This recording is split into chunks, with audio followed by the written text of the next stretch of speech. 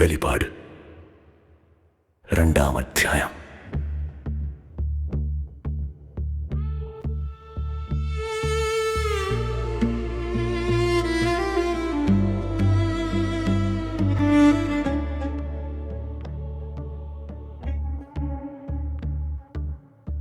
സഭകൾക്കുള്ള കത്തുകൾ. എഫെസോസിലെ സഭയ്ക്ക്. എഫെസോസിലുള്ള സഭയുടെ ദൂതൻ എഴുതുക. വലത്തുകൈയിൽ 7 നക്ഷത്രങ്ങൾ വഹിച്ചുകൊണ്ട് 7 സ്വർണദീപ പീഠങ്ങൾക്കു മധ്യേ നടക്കുന്നവൻ ഇപ്രകാരം പറയുന്നു: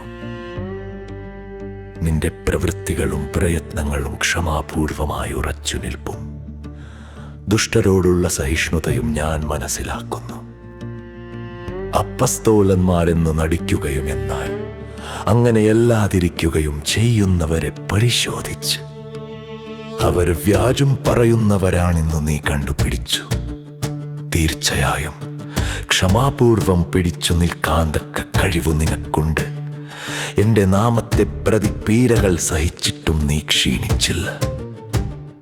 എങ്കിലും നിനക്കെതിരെ എനിക്കൊന്നു പറയാനുണ്ട്. നിനക്കാദ്യമുണ്ടായിരുന്ന സ്നേഹം നീ കൈവെടിഞ്ഞു. അതിനാൽ നീ ഏതവസ്ഥയിൽ നിന്നാണ് അധപ്പതിച്ചതെന്നു ചിന്തിക്കുക. അനുതപിച്ചാതെ തെറ്റുപ്രവൃത്തികൾ ചെയ്യുക, അല്ലെങ്കിൽ ഞാൻ നിന്റെ അടുത്തുവരുകയും നിന്റെ ദീപപീഠം അതിന്റെ സ്ഥലത്തു നിന്നു നീക്കിക്കളയുകയും ചെയ്യും. എന്നാൽ നിനക്കീ ഗുണമുണ്ട്: നിക്കൊളാവോസ് പക്ഷക്കാരുടെ ചെയ്തികൾ നീ വെറുക്കുന്നു, അവ ഞാനും വെറുക്കുന്നു.